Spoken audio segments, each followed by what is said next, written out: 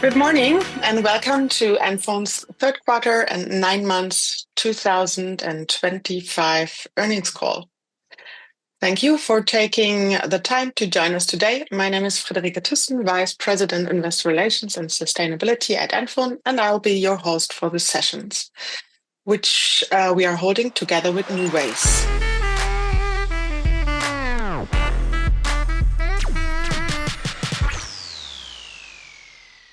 Today's presentation will be led by our management team, Andreas Wesselmann, our CEO, and Alexander Beck, our CFO. They will take you through the key operationals, the strategic and financial development of the first 9 months 2025. As usual, we published our quarterly financial statement and our full investor presentation earlier this morning. You can find both, as well as the corporate news, on our NFON website under Investor Relations. The presentation will follow a clear structure. We'll start with the business highlights, then move on to the financial review, our outlook and guidance, and finally we start the Q&A session. Please note that questions can only be asked live during the Q&A at the end of the presentation. If you would like to ask a question, please use the raise your hand function. Once unmuted, kindly unmute yourself and say your name and your organization before asking your question. Written questions in the chat or Q&A function will not be accepted. Thank you for understanding and thank you in advance for your contribution. And now I will hand over to Andreas Wesselmann to start the presentation. Over to you, Andreas. Yeah, thank you, Friederike. It's a pleasure to be here today for my first quarterly call as CEO of NFON. Many of you know me from my previous role as CTO, where I was already deeply involved in defining the NFON Next 2027 strategy. And as a consequence, stepping into the CEO role doesn't mean changing direction, but rather expanding the perspective, bringing strategy, product, technology, and market even closer together to turn the ideas into tangible results faster and more consistently. So my focus is clear. We want to accelerate NFON's transformation as an innovative growth company driven by customer value and operational excellence and leveraging the latest AI technology. The course we have set with NFON Next 2027 is the right one. And our task now is to execute it with speed and discipline. And with that, I'm happy to introduce my colleague and our new CFO, Alexander Beck. Rather than me describing his background, I think he can do that best himself. Alexander? Yes, thank you, Andreas. Also from my side, I'm very happy to join today's call for the first time as part of the NFON team. In the first 7 weeks since I have joined, I have had the chance to get to know people, products, and the culture of the company. And what impressed me most is the energy and the commitment across the organization. This is really a genuine drive to move things forward together. A few words about myself. I bring around 20 years of international experience across several sectors like retail, like fast-moving consumer goods, like software, and also technology. In previous roles, I have led and developed finance organizations and supported businesses during phases of international expansion, growth, profitable growth, and also transformation and restructuring. From a financial perspective, I see NFON in a solid position. Profitability has been restored, cash flow is positive, and our financial base is stable. The strategy is clear, well communicated, and is being consistently implemented across the company. What I particularly value is how strongly the teams identify with our strategic priorities and how focused the execution is. At the same time, we are aware of the challenges. Revenue growth has been slower than we would like, and the commercialization of new products takes time. But the direction is right and the fundamentals are strong. So overall, I'm very pleased to be here, and I see a company that combines the right mindset, the right technology, and the right talent to build sustainable value in the years ahead. With this, for the moment, back to you, Andreas. Yeah, thank you, Alexander. Now let's take a closer look at the key highlights of the last month. So the last month showed tangible progress and growing momentum. We strengthened our market presence, we refined our brand positioning, and further shaped NFON's perception as an innovative leader in intelligent communication. Let's start with Bits and Pretzels, one of Europe's leading founders festivals where NFON participated for the first time. We presented the company with a clear, technology-driven identity that reflects who we are today. An innovative growth company combining communication expertise with AI-driven intelligence. More than 250 people joined our expert sessions and over 90 tech leaders took part in our CIO Summit talk, where we explored and explained how AI can make communication more human, efficient, and secure. Another highlight was our executive dinner in Munich, held under the theme From Europe with Intelligence. This event brought together decision makers from business, technology, and media to discuss how AI is reshaping communication and leadership. It also marked the live debut of NIA Front Desk, our newest AI solution, which was received with strong interest and very positive feedback from customers, partners, and analysts. It captured exactly what NFON stands for, turning innovation into real-world value. And finally, we received strong industry recognition. NFON was named Manufacturer of the Year, and our EVP AI and Innovation, Jana Richter, was recognized as IT Woman of the Year. These awards underline our credibility as a European AI-driven technology company, one that combines innovation with responsibility, diversity, and technical excellence. Altogether, these milestones show that we are executing our strategy with focus and consistency.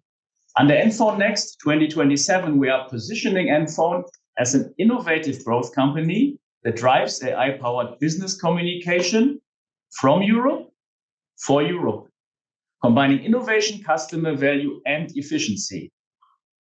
And this brings us directly to one of the most exciting examples of this development. The NFON Intelligent Assistant, NIA Front Desk.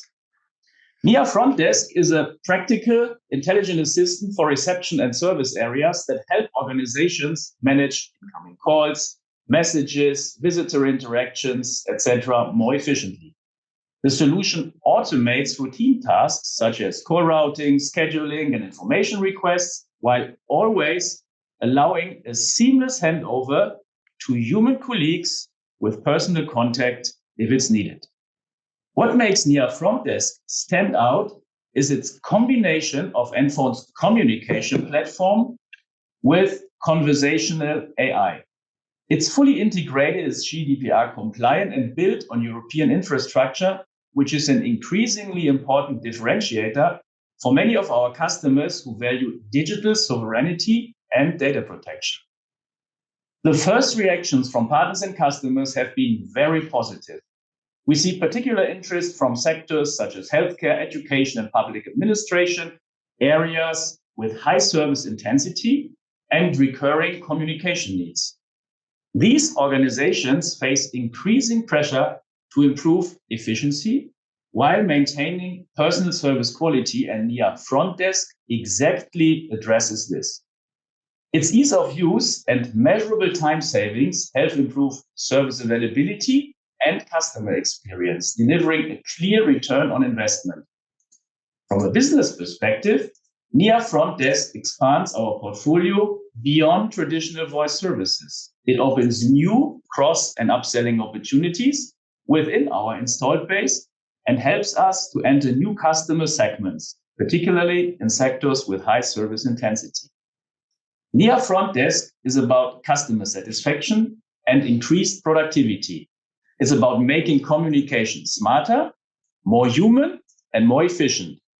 It shows how innovation, when done right, can improve customer experience, employee satisfaction, and business performance. For us, NIA Front Desk is more than a product launch. It's a proof point of our innovation strategy. And over the coming quarters, we will continue to extend the AI solution portfolio as we go, always focused on real customer benefit and profitable growth. To walk you through the details of our Q3 financial performance, I'll hand over to Alexander.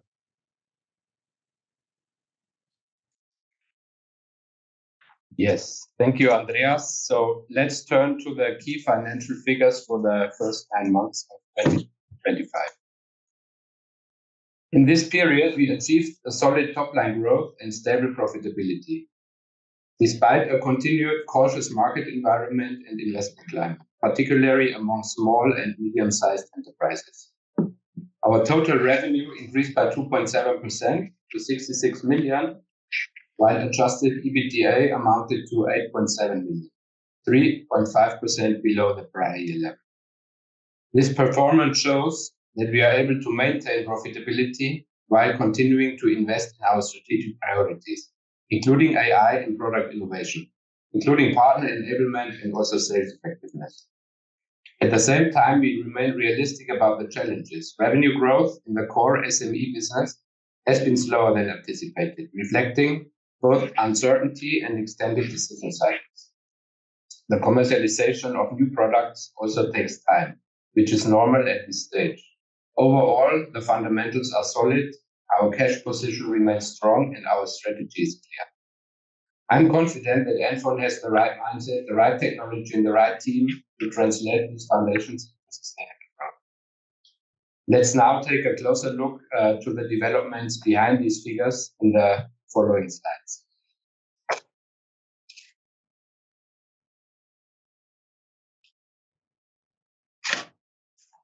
In the first 9 months of 2025, NFON delivered moderate top-line growth with total revenue of 66 million.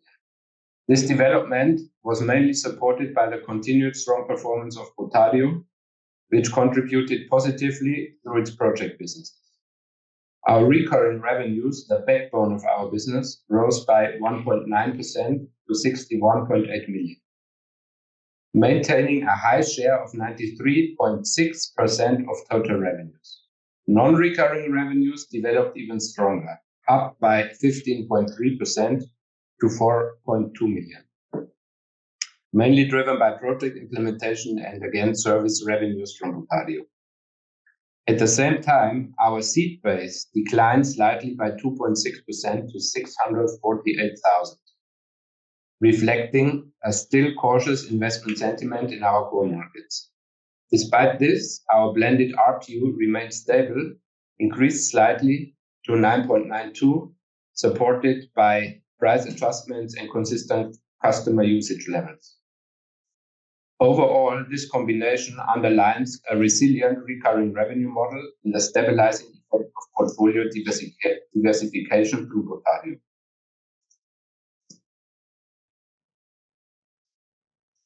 Turning to our profitability and cost structure. Material expenses declined by 6.3% to 9.1 million, primarily due to lower hardware volumes and a more favorable cost mix. As a result of this, our gross profit increased by 4.3% to 56.9 million. The material cost ratio improved to 13.8% versus 15.1% the year before, supported by a higher share of margin-accretive project revenues. At the same time, our operating expenses rose moderately by 4.1% to 22 million, mainly reflecting higher marketing activities, partner commissions, and advisory costs related to strategic initiatives. Overall, the adjusted OPEX ratio remained broadly stable at 33%, demonstrating our ongoing focus on cost discipline and operational efficiency, but also investing into strategic areas.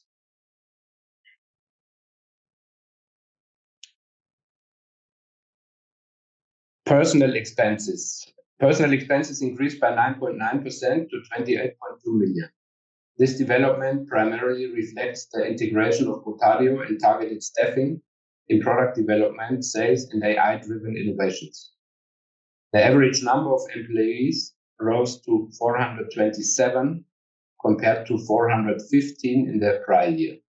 We made adjustments of 0.9 million, mainly related to restructuring costs in management, sales, and marketing. After these adjustments, personnel expenses were in line with expectations, consistent with our strategy to strengthen capabilities for innovation and customer value creation.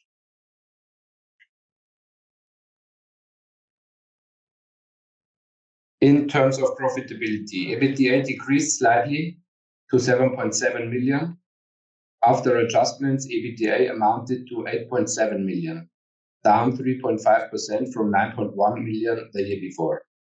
This decline was expected and reflects planned operating expense investments in personnel and infrastructure to support our AI-related initiatives and the ongoing execution of our strategy NFON Next 2027. Adjustments totaled 1.1 million, primarily related to restructuring measures and IT harmonization. As a result, the adjusted EBITDA margin came in at 3.2%, maintaining a solid profitability level while ensuring we continue to invest in our future growth.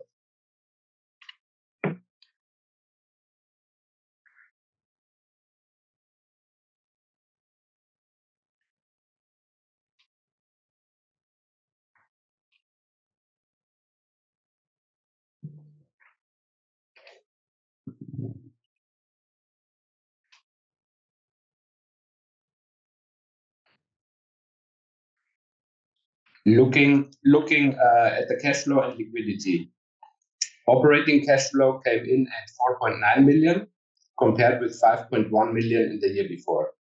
This slight decline mainly reflects timing effects in receivables and provisions. Investing cash flow amounted to minus 4.7 million, driven by higher capitalized development costs and earn-out payments of 1.9 million related to the Potario acquisition.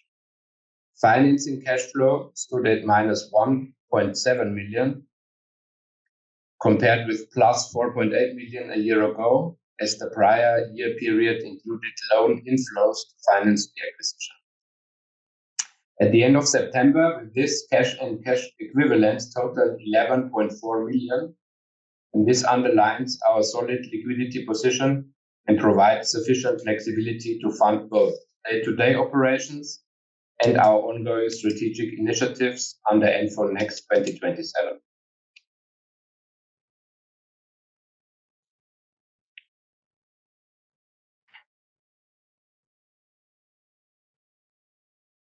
As already shown in the half-year results, this slide summarizes the broader market environment and our key strategic priorities. It continues to provide the right framework for navigating the current conditions, steering NFON towards sustainable growth. But the macroeconomic environment remains challenging. Inflation, geopolitical uncertainty, and budget caution, particularly among SMEs, continue to weigh on investment decisions and prolong sales cycles, especially in communication infrastructure and digital transformation projects. At the same time, AI-driven innovation is reshaping the market. Many companies are still assessing how AI can be embedded to their operations. This extends decision-making, but also creates clear opportunities. Across Europe, stricter compliance standards and the growing debate on data sovereignty continue to drive demand for secure GDPR-compliant solutions. NFON's position as an independent European provider with development, hosting, and infrastructure entirely in Europe remains a key differentiator. Building on this foundation, we are executing the measures introduced earlier this year, which directly support our strategic priorities. And these are improving operational efficiency, strengthening the channel enablement, maintaining a market growth focus, and driving profitability. We are seeing early signs that our initiatives are taking hold, although the momentum is developing more slowly than we would like.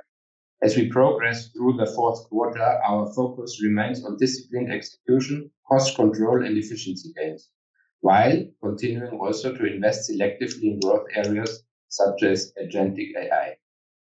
So let's turn to the next slide for the details. As a part of our regular forecast update, we have reviewed our full year expectations based on the performance in the first 9 months. Given the continued investment restraint in part of the market and a revenue trend that remained below expectations in Q3, we have slightly adjusted our guidance for the full year. We now expect total revenue to grow between 1 and 2.5% and adjusted EBITDA to range between 11.5 and 12.5 million. This outlook already takes into account the ongoing macroeconomic caution, extended decision-making cycles among SMEs, and the delayed recovery in investment activity in our core markets. At the same time, the measures implemented earlier this year, particularly pricing, cost control, channel enablement, are delivering the expected effects and continue to support our profitability. Our midterm ambition for 2027 remains unchanged.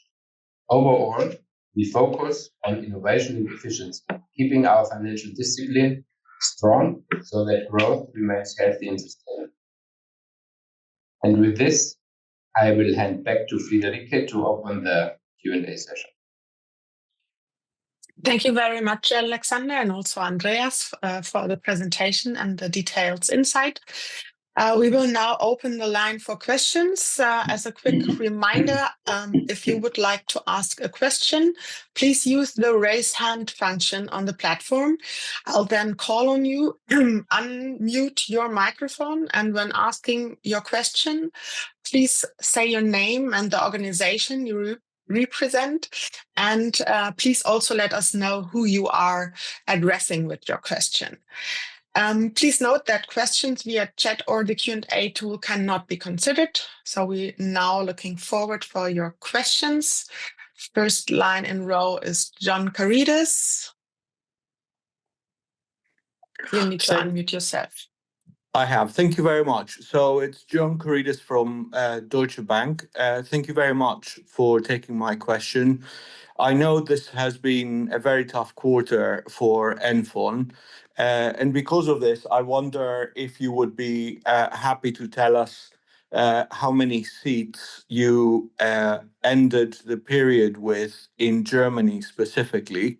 I know that in the first half, the seat loss was roughly split equally between Germany and the UK.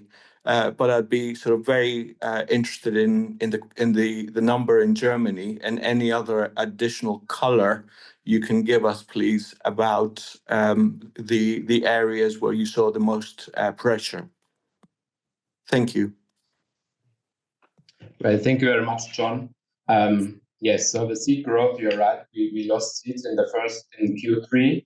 Our total seat base declined slightly by 2.6%, around total 648,000 compared to 665,000 in the prior year period. So this was mainly the result of a lower order intake compared with last year, while our churn rate, this is also important, remains stable at 0.5% hard churn per month, the same level of Q3 2024. The stable churn aligns the high quality our products and services have and the resilience of our recurring revenue base in a challenging environment. However, growth in new seats came in below expectations, that's right, and below last year's increase, reflecting both the more cautious investment climate and the extended decision-making cycles. The German numbers I do not have exactly here, but I can tell you roughly in Germany we have around about 470,000 seats, and in UK we are about 73,000 seats. That's great. Thank you very much. Thank you, John.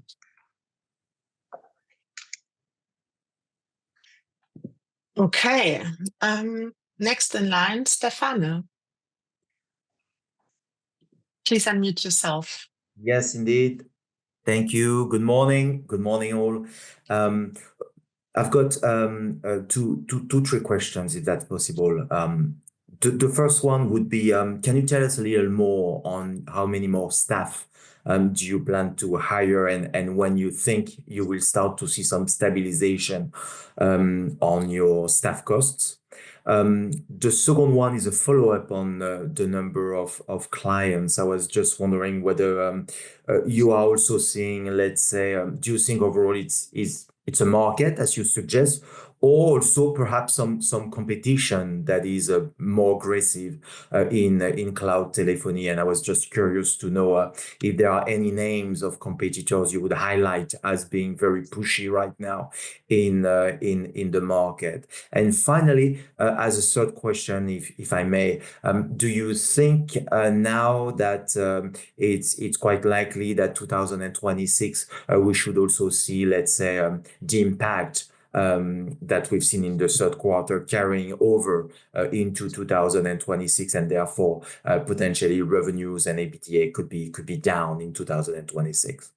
Thank you. Yeah, thanks a lot, Stefan, for your questions. Let me try to answer them in one shot, and then after that, please let me know if some questions remain open. So the first question was about the hiring.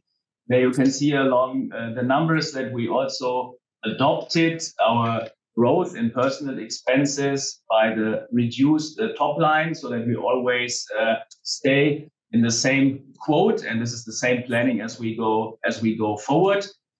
For the number of clients, maybe I just give the example of NIA Front Desk that I outlined, and why I think that's so important. It's the first time that we really combined the botario AI platform with our core voice platform in a very tight and integrated fashion. And just to share some numbers there with you, for the first 4 weeks after the launch, we see it as essentially our fastest growing adoption of all products that we saw in the last years. So we already have a mid-double-digit number of sold licenses here, and we have very, very positive feedback. So that's for us a confirmation of our portfolio. And why is that important? Also looking forward, because it shows that we have different revenue streams going forward that we are going to materialize. The one is that these capabilities integrated in our business telephony, which we call AI Essentials or Front Desk, help us to up and cross-sell existing customers, and it makes our existing offering more attractive. That's one thing. On the other hand side, we see that these voice bots and the agentic AI capabilities, so to speak, get more from the botario side of the portfolio, also help us in combined up and cross-sell in the contact center business, and that the botario portfolio offers us access to new customers and partners, also in enterprise AI projects.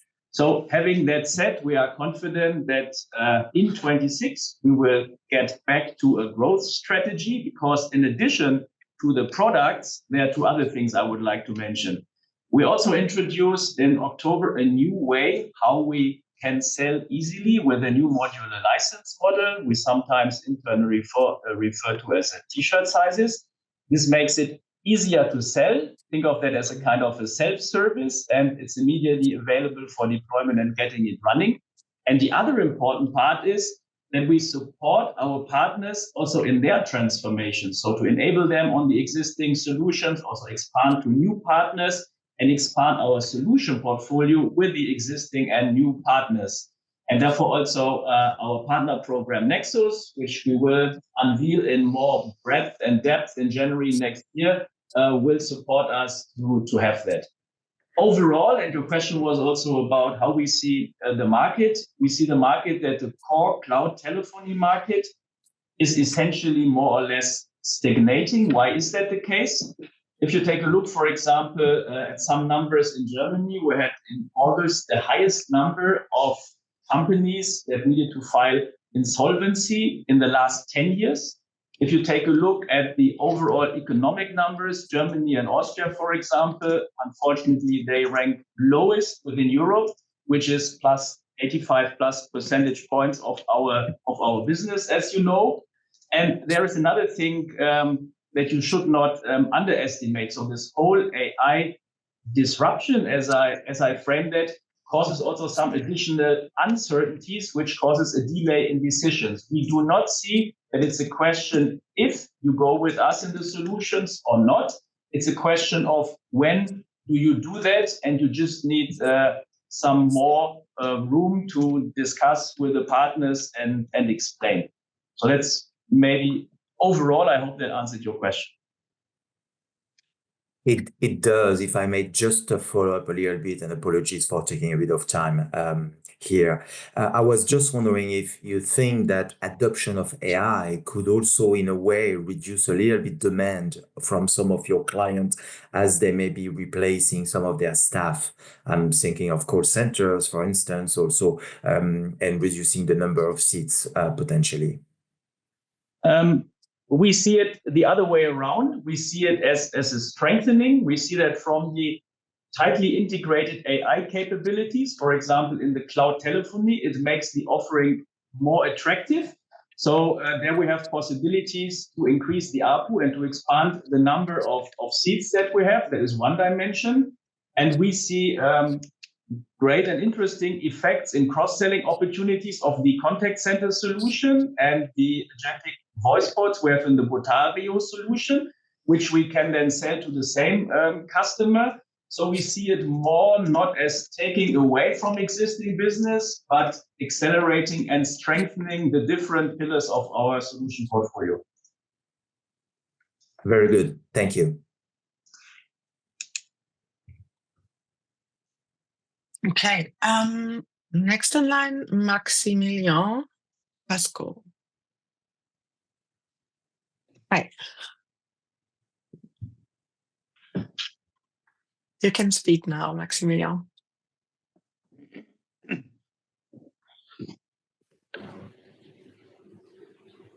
We can hear you. Yeah. Okay. Now we can hear you. Maximilian Alpha Value. Sorry for this disturbing. I have a two-part question. Do you anticipate normalization customer investment patterns potentially supported by your progress in AI? And as a result, could this provide a greater visibility for 2026? Yeah, maybe I start with that. So your first part of the question was about the investment normalization. This is certainly a trend that we see. We see a delay, and as I said before, we do not see that people decide against an investment. So in that sense, taking the first insights in the fourth quarter and looking forward, we see an investment normalization in the course of the year 2026, despite the not so easy overall economic conditions. And exactly what 26 will mean, we will unveil in the beginning of the year when we then have the forecast for the year 26.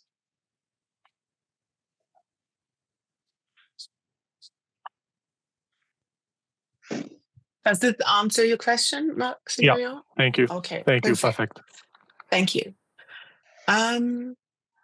Next in line, Russ Jobber. Free to speak. You need to unmute yourself. Morning. Can you hear me okay? Yes. Yes. Perfect. Morning, gentlemen. I'm interested in the trends over the next year or two in some of the costs, which at the moment are high, but which hopefully are going to fall. Things like consulting costs, IT harmonization costs, and also capitalized development costs. Can you say a little bit more about where you would expect those to go over the next 1, 2, 3 years? Thanks. Yes. Good morning, Ross. Thanks for your question. So in general, we are cautious when we talk about cost development. On the other side, we also want to invest into our strategic areas. You mentioned right now a couple of them, like consultancy costs, like other costs. We already tried now in Q3 and Q4 to bring these costs down. But on the other side, we are also going to, as I said before, we are also going to invest into growth areas. So for next year, we are in the moment, we are in the process to put our budget together and to finish the plannings, and we will communicate this at the beginning of next year. But overall, I think I can already say, we will continue our path. We try to eliminate costs which are not necessary any longer. We try to gain efficiencies, especially in the things you mentioned. And on the other side, we try to invest as much as we need, as much as we can, as much as we want in order to grow in our strategic growing areas. So this is overall the path for the next years. I hope thank you very much. This is not very precise for the next 3 years, Ross, but I hope this gives you at least a color of where we want to go. Yeah, absolutely. Thank you very much. Thank you. Okay. I see Stefan is still raising the hand. No. Oh, sorry, I'm all right. Thank you. Yeah, no problems. But Ross, you can unmute yourself. Yeah, sorry. I had got more questions. I just wanted to make way for others. No. Can you say whether or not the AI functionality is changing the procurement process amongst customers? I mean, you've talked about uncertainty based on the macroeconomic environment and how maybe it's taking longer for customers to decide whether to buy. Does the fact that you're adding a lot of kind of enhanced customer experience change the sort of people who are getting involved in that procurement decision at your clients? Is that also a factor or not? Thanks. Yeah, thanks for asking the question. Let me maybe start with, we have one part of the solution that, if you want, by a click integrates with existing business telephony. And that's important because we want that the same people that currently administer and are responsible for the existing solutions with a very seamless path can activate them. So in the example of the NIA front desk that I outlined, you can imagine that you go to the administration part you are used to, and then you just choose, I want this front desk capability, I want this as a language, and this is the content it should be based on, and then you go. And this is really important because especially the SME customers can simply not afford to invest big time in AI projects or consultancies or hire people themselves. So this, I think we are in a unique position by tightly integrating that for the existing market. If you go to the other segment of our offer, if I talk about enterprise AI projects and large customers and large partners, this is then a different approach, and you also meet different buying centers. And there, the telephony is not the leading capability, but the leading capability is on how you optimize your customer service, how you automate your processes, how do you integrate in existing business processes, and then offer a solution that can cover, if you want, the breadth from voice bots via contact centers to then the underlying cloud telephony. So this maybe gives you an overview about how we currently see the variety of the go-to-market activities. Right. And can I just check one statistic? Am I right in thinking you said that churn for the 9 months is unchanged from a year ago at 0.5%? Did I hear that correctly? Yeah. Yes. Yeah. Thank you. Yes. Yeah. Yes, Ross, that's right. Great. Thank you.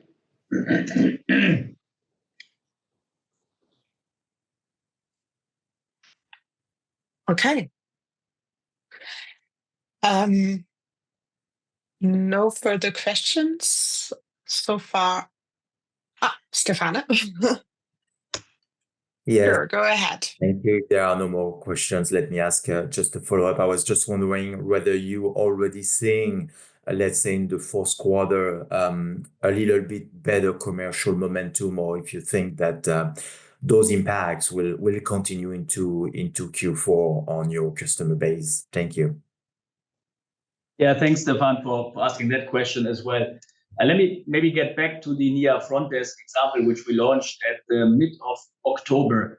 So there, as I outlined, we see already very fast growing adoption in licenses, etc., which makes us very positive. But the reality is also that based on our recurring revenue model, this only has minor impact on the fourth quarter and then the total numbers. Why?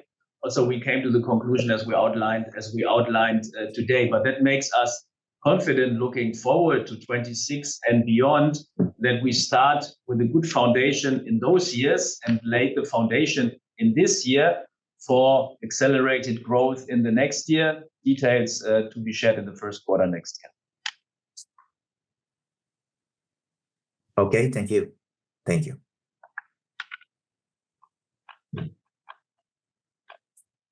Good. So then, no further questions. Ask a little last time. Are there any final questions from your side? So please raise your hand. If this is not the case, and it seems not to be the case, thank you again for your time, for your interest, also from my side. And now I'll hand back to Andreas for a short closing statement. Andreas, back to you. Yeah, thanks, Friederike. Big thank you from my side to all of you joining the first earnings call in that combination with Alexander and myself. Thanks for asking questions and the very constructive and right questions, and already looking forward to talking to you soon. Have a nice day. Thank you.